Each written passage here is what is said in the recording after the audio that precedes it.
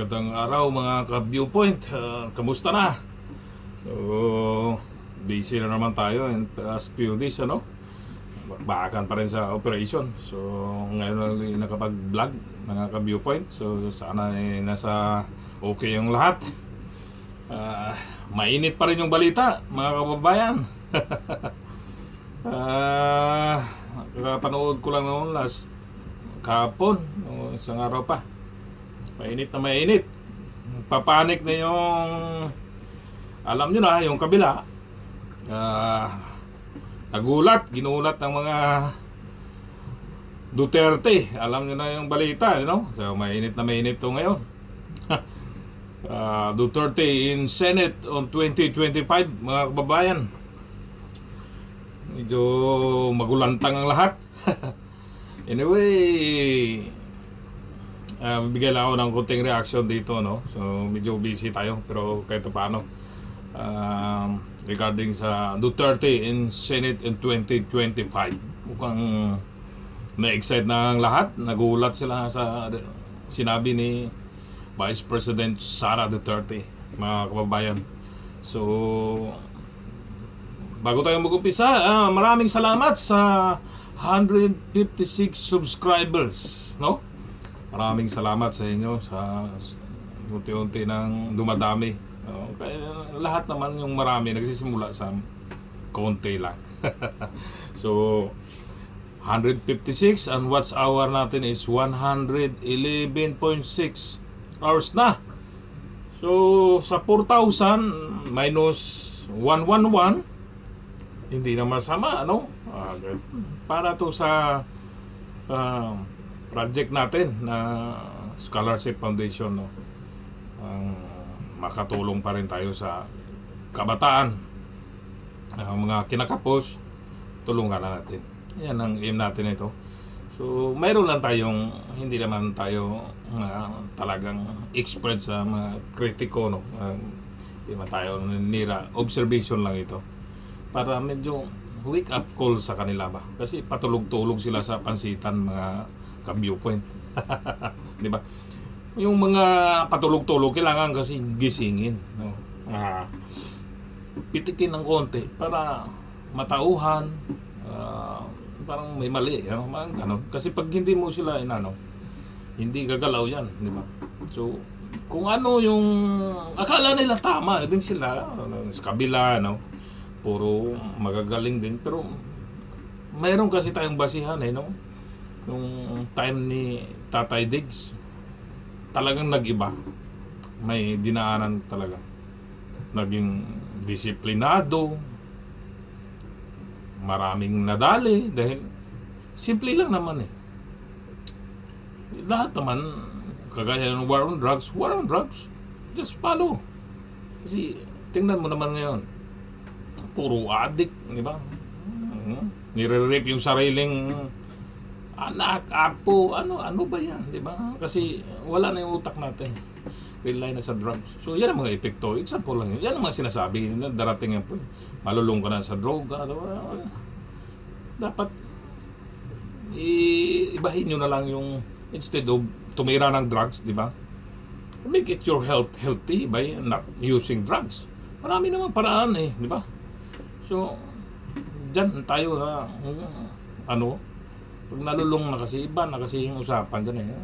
Iba na yung trip mamaya eh, di ba? Nakakamatay na yung trip niya, iba yun. So yan ang inaayaw natin na mangyari. So yan ang gusto ng Tatay Digong, maging peaceful. Kaso lahat addict na yan eh, hindi nila alam kung anong ginagawang tama o mali ba ang ginagawa nila, di ba? So ganun yun. So Duterte is comebacking. So maganda yan, panggulat ni Inday Sara, no? It's Duterte political strategy. Pero kung totoo man yan, so we will see, mga ka-viewpoint, di ba? So papanik na yung kabila niyan, papanik na sila dahil kung pumasok yung tatlo na yan, si Tatay Digong, si Paulo, tsaka si Basti, Vice President pa si ano. Wow. Diba? Para sa akin another comments, reaction. Si frustrated si Tatay Digong sa performance Matanda na si Tatay Digong actually, pero kailangan para sa taong bayan, kumbaga. Hangga't kaya ni Tatay Digong para lang mawalis yung mga dumi sa Kongreso, sa Senado, di ba? Ang dami, napakarumi yung politika sa atin. Nakikita naman natin sila lang nagpapayaman dahil lang sa gaman sa posisyon no? Sila lang. Pero Pilipinas kulelat pa rin, di ba? Wala. So sana magising na ang taong bayan And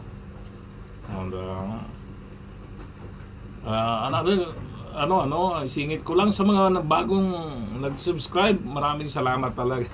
Sa mga nag-comments doon, may nagko-comments na rin kito paano. Sabi na walang nagko-comments kasi wala yung tahimik mapanganib yan. Kaya hindi na nag-comments kasi nga well understood na yan. Kumbaga, yung mga tumitira naman dyan natin sa kabila yan. So ako naman hindi naman ako sa politics. Observation lang naman ito. Isa parang may pitik lang ba? Magpahayag lang natin yung reaction natin. Yun lang yun. Pero doon tayo sa kita mo naman doon tayo sa good performance, good leadership, yung may dinaanan talaga, hindi na puro salita lang, puro pangako, diba? Pera ng bayan, lang. Ang daming mga issue. So walang mangyayari in 2 years. Sana na tayong bayan at may kinakarap pa tayong matinding problema nasa heightened alert na tayo. Ibang level na ito mga kababayan. So diba, alam niyo naman yung West Philippine Sea issue. So napakatinding problema, sakit sa ulo. Nasa leader kasi yan nasa leader yan. So yun, balik tayo sa pamilya Duterte na marami na naman tumitira kasi siyempre alam mo na politika, napakarumi ng politika sa atin, puro politics na nga yung issue. Grabe na yung sa YouTube puro bakbakan ng kabila partido, Marcos versus Duterte, who will take the lead. So mga kabayan, sa man yan let's support kung sinong maging na tayo mapanuri. You have to support the best one. So alam naman natin na marami rin tumitira ng Tatay Digong sa war on drugs niya. Pero nakikita naman natin kita mo talagang iba yung galawan ng Duterte. Iba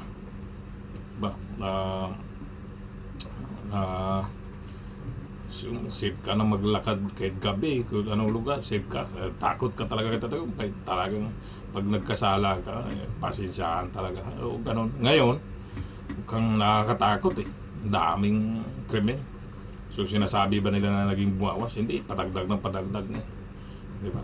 So dumami yung mga adik, anak ng wetek, diba? So iba talaga. Bumalik na naman sa dati, wala sa ayos.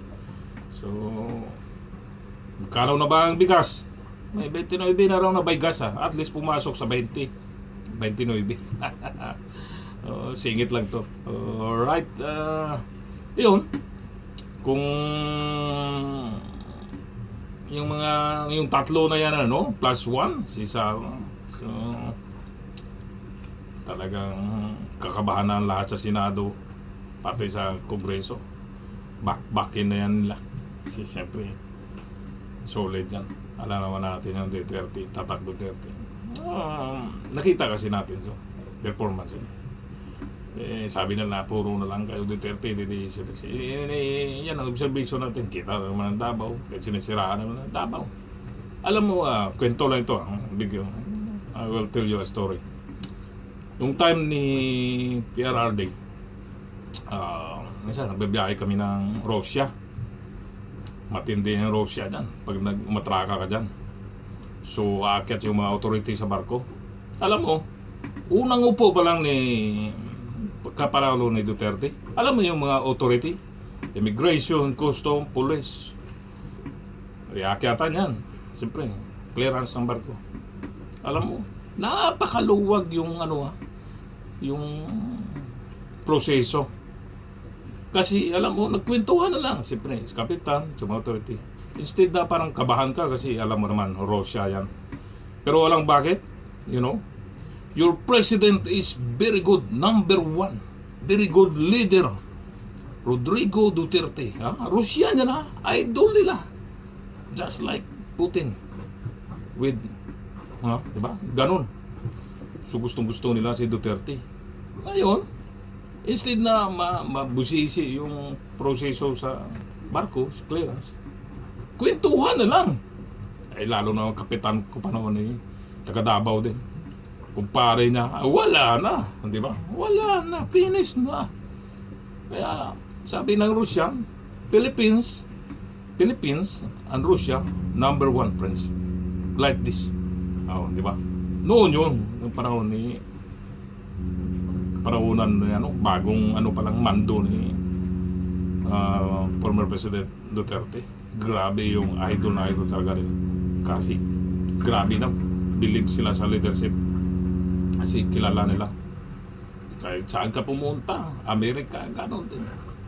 Pero ayaw ni Duterte sa Amerika. So, gano'n. So, yun guys, no? Kwento ko lang. At least may idea kayo. And then, yun lang. At least, ito paano, meron tayong reaction. So, hindi mo na ako magtagal, no? May operation pa. So, yun lang yung comments ko. Thank you very much sa mga nag-subscribe. Kasi, nadagdagan na tayo. Kahit pa paano, sana ma-monetize tayo as early as possible. Malaking bagay yan. Maraming salamat po. So yan lang yung short reaction ko ngayon, no? At bakbakan na naman. So kahit pa paano, pag ako ng video sa mga bagong subscriber, thank you very much.